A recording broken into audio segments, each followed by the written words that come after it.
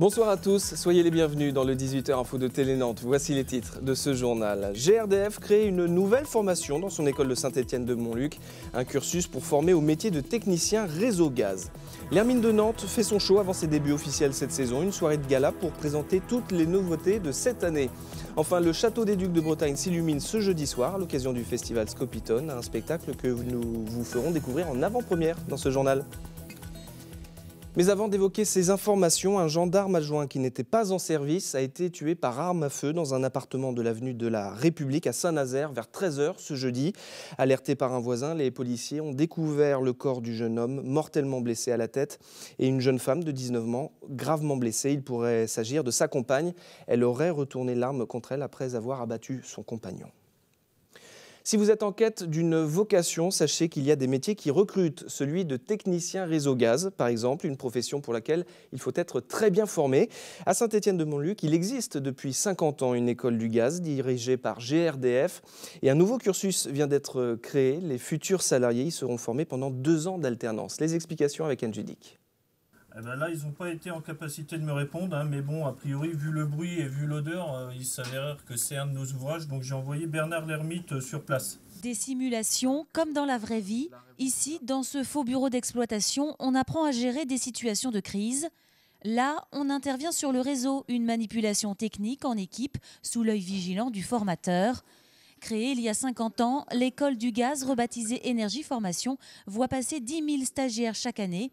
Ils viennent de toute la France et parfois de l'étranger pour profiter de toutes les installations du site. On va trouver ce qu'on appelle nous des bancs pédagogiques qui sont des répliques du réseau à des vertus pédagogiques où les étudiants peuvent se concentrer à la fois sur la théorie mais en même temps voir l'application directe de leurs gestes techniques. Et on travaille beaucoup sur des jeux de rôle où on place les étudiants et les stagiaires dans des situations réelles. L'enjeu de formation est important. 165 000 personnes gravitent dans cette filière en France. Les besoins en main-d'œuvre qualifiée sont conséquents. C'est difficile de trouver du personnel qui est directement compétent dans nos métiers, parce qu'on a des métiers techniques qui sont difficiles, qui sont très exigeants. Jusqu'à présent, l'école servait à former les nouvelles recrues de GRDF. Désormais, l'entreprise pourra embaucher des stagiaires déjà formés pendant 2 années en alternance. C'est ce qu'espèrent Antoine et ses copains de promo. Pour le moment, donc, on est chez eux, mais donc en CDD vu qu'on est en apprentissage. Après, voilà, si on travaille bien, si on est assidu, si on a notre examen, forcément, il y a une grande chance qu'on soit gardé par la suite. C'est tout le mal qu'on leur souhaite. GRDF prévoit 2300 embauches d'ici 2017. Après 2 tentatives infructueuses, le pont de Cheviré sera bel et bien fermé pour travaux ce week-end. Cela concerne le sens nord-sud.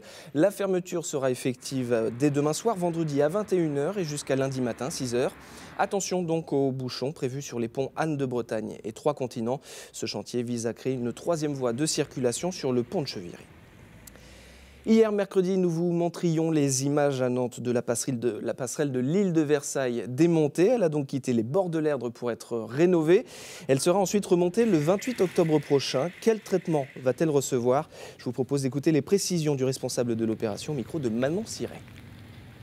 Les travaux sur la passerelle vont consister essentiellement à enlever toutes les couches de peinture qu'elle a reçues à l'origine et à remettre un complexe anti-corrosion, c'est-à-dire 2 couches de peinture, dont une qui sera d'une couleur verte olive assez soutenue pour protéger la passerelle de la rouille. En fait, c'est sa première restauration et elle date de 1986, c'est-à-dire de l'époque où l'île de Versailles a été aménagée par la ville de Nantes. Et les charpentes en acier nécessitent régulièrement des entretiens, des rénovations de leur complexe anti-corrosion. 1986-2015, ça faisait 29 ans. Il était temps de s'en occuper, même s'il n'y avait aucun souci dessus. Voilà. À partir de demain et pendant 2 jours, Nantes accueille le Drone Experience Festival, le grand rassemblement dédié aux petits engins volants, devenu incontournable dans le ciel français. La métropole nantaise est d'ailleurs bien placée pour accueillir cet événement car elle héberge l'une des entreprises phares du secteur. Denis Vanier. Voilà, tu redécolles. Tac. Nous sommes aux Sorinières, au sud de Nantes. À l'écart des habitations, ces élèves pilotes tentent de dompter un drone. Une tâche très technique, à 1000 lieues des clichés sur les drones de loisirs. On a encore un petit peu de marge. Les moteurs ne volent que depuis 3050. À l'école des métiers du drone, on forme des professionnels. Plus de 500 cette année. C'est une filiale de Pixiel, basée à Rozé, l'un des leaders français du marché. Les images aériennes de Thalassa, des racines et des ailes au secret d'histoire, on les doit aux pilotes de Pixiel et à ses drones faits maison. Une douzaine d'ingénieurs planchent aujourd'hui sur la fiabilité et la sécurité de ces appareils, de quoi conserver une longueur d'avance sur ses concurrents. Notre avance, quelque part, on peut maintenant l'exporter. À travers notre savoir-faire, voilà, on peut l'exporter aussi à l'étranger. Mais il y a bien sûr la menace aussi que les Américains et que les Chinois aujourd'hui ont des moyens qui vont très vite et avec beaucoup d'argent finalement, puissent arriver aussi rapidement en France, en Europe, et ça réduit d'autant notre longueur d'avance. Pour l'heure, l'entreprise roséenne peut compter sur la législation sur les drones de plus en plus restrictive et donc plus favorable aux entreprises innovantes.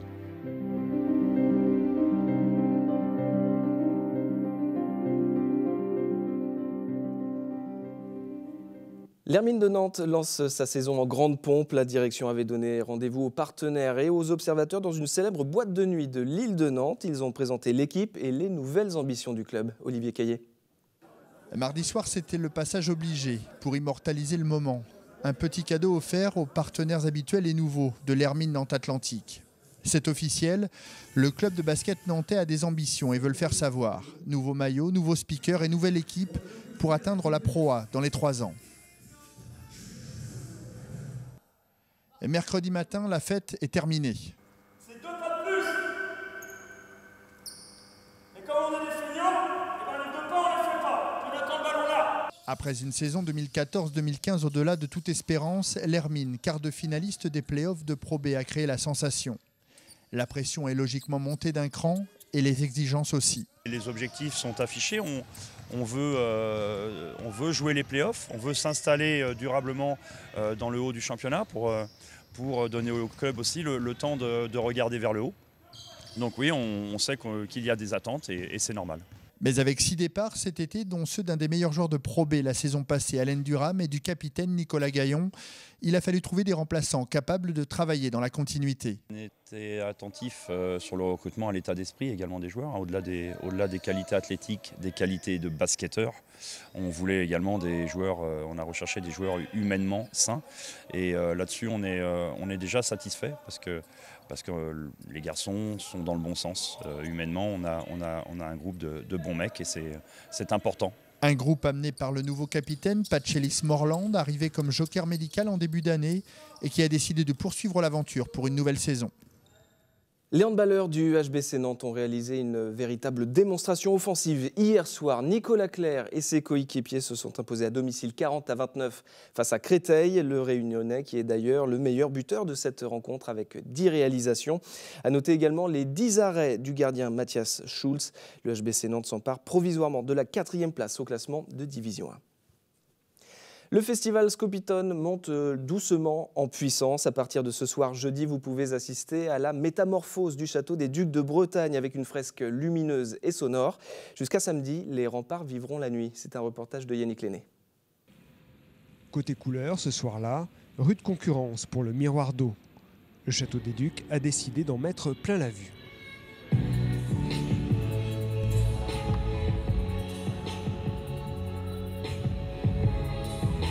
Paysage à géométrie variable, vision hallucinée.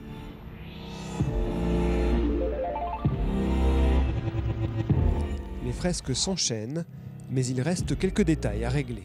On fait toute la partie peaufinage au niveau netteté et calage des vidéoprojecteurs. Pour que le rendu derrière la ligne de tram soit en parfaite synchronisation. À la tombée de la nuit, que se passe-t-il de l'autre côté des remparts du château des Ducs? Tout le monde s'est posé un jour la question. 2 artistes y répondent pour nous, le DJ nantais Vincile et le vidéaste Aurélien Lafargue. Vincile a fait toute la partie bande sonore et je me suis occupé de toute la partie graphisme et animation. L'avantage, c'est que Vincile est un graphiste, donc on a pu travailler en collaboration et il m'a fait de très bons retours, ce qui a pu faire évoluer pleinement le projet. Un projet intitulé « L'échappée », comme un appel au rêve. Première séance ce jeudi à 21h30, puis toutes les 30 minutes jusqu'à 23h30. Un spectacle ouvert à tous, sauf aux tramways qui seront interdits de circulation. Et je vous souhaite une très bonne soirée sur Télé Nantes et à demain.